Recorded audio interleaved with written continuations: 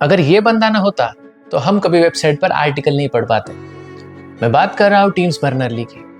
By the way, उनके education के बारे में एक इंटरेस्टिंग फैक्ट है जो आपको करियर ग्रोथ में हेल्प कर सकता है।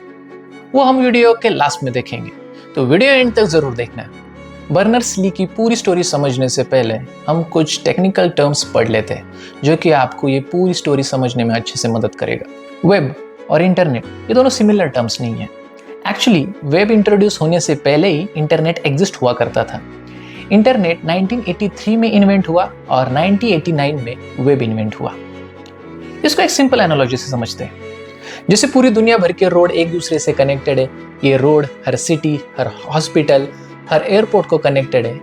ये पूरा रोड सिस्टम, ये रोड नेटवर्क इंटरनेट है। वैसे रोड को कोई फर्क नहीं पड़ता कि कौन सी गाड़ियाँ उस पर चल रही है, वैसे ही इंटरनेट का सिर्फ एक ही काम है, एक कंप्यूटर को दूसरे कंप्यूटर से कनेक्ट करना। अब रोड पर कई सारी गाड़ियाँ हैं। कोई गाड़ियाँ वेबसाइट लेके जा रहा है, कोई गाड़ियाँ इमेजेस लेके जा रही है, तो कोई गाड़ियाँ वीडियो लेके जा रही है। अब ये सारी गाड़ियों को मिलाकर बनता है वर्ल्ड वाइड वेब। मतलब वेब खुद में ही रोड नहीं है। वेब एक सर्विस है जो इंटरनेट के थ्रू चलती है। अगर रोड ही ना हो तो गाड़ियाँ एग्जिस्ट नहीं करेगी, वैसे ही अगर इंटरनेट ना हो तो वर्ल्ड वाइड वेब एग्जिस्ट ही नहीं करेगा। इसको हम ऐसे समझते हैं, इंटरनेट इंफ्रास्ट्रक्चर है और वर्ल्ड वाइड वेब उस इंफ्रास्ट्रक्चर का यूज करके हम तक वेब और इंफॉर्मेशन पहुंचाने का एक सिस्टम है। और इस सिस्टम को बनाया है टीम बर्नर्स-ली ने। 1983 में अगर आपको कोई रिसर्च पेपर पढ़ना हो तो आपको महीनों तक इंतजार करना पड़ता था। ऐसा क्यों? क्योंकि आज के ज़माने जैसा इंटरनेट पर सर्च ऑप्शन नहीं था ना। साइंटिस्ट अपने रिसर्च पेपर एक दूसरे को मेल के थ्रू भेजते थे। अगर आपको कोई स्पेसिफिक डॉक्यूमेंट चाहिए हो तो आपको उस कंप्यूटर में जाके पर्टिकुलर वन बाय वन आपको उसे ढूंढना पड़ता था और ये बहुत ही फ्रस्ट्रेटिंग था। कभी कभी तो रिसर्च पेपर ढूंढने में इतना समय चला जाता था कि उस वक्त में एक नया पेपर बन जाए। बर्नर्स-ली सोचने लगे कि इस प्रॉब्लम को कैसे हल किया जाए।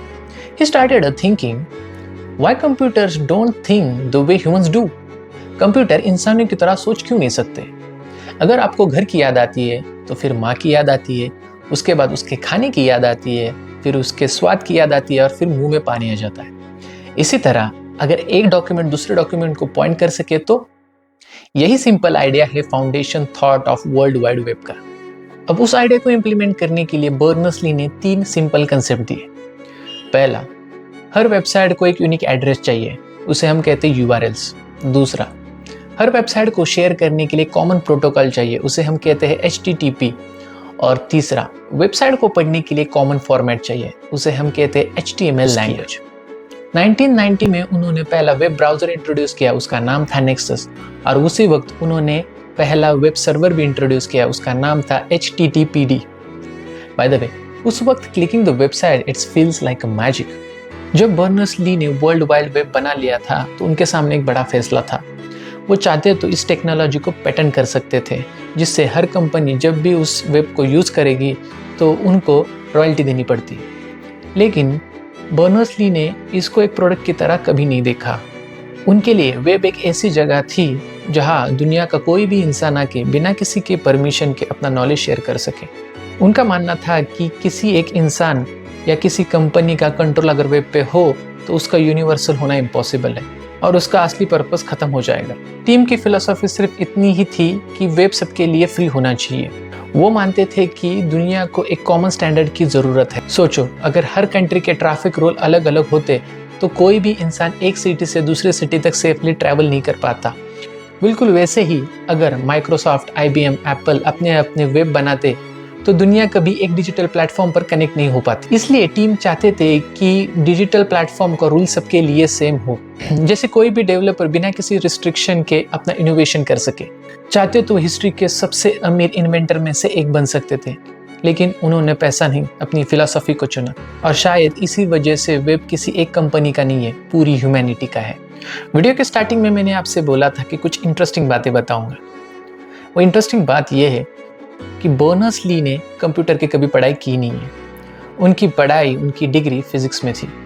एक्चुअली बचपन में वो ट्रेन्स के मॉडल के साथ खेलते थे, तो वहाँ से उनको इलेक्ट्रॉनिक्स और फिजिक्स की रुचि लगी और उसके बाद उन्होंने फिजिक्स में ही अपना करियर परस्यू किया। पर इम्पोर्टेंट बात यह है कि वो अपनी क्यूरियस माइंड को कभी रोक नहीं सके, इसकी वजह से वो आज यहाँ तक पहुंचे। इससे हमको ये सबक मिलता है कि क्यूरियस माइंड हमेशा ग्रो करने के लिए मदद करता है। आपका कोई भी करियर हो, उससे कोई फर्क नहीं पड़ता। मैं ऐसे इंफॉर्मेटिव वीडियोस बनाता रहूंगा। Keep supporting. I am head guy. See you in the next video.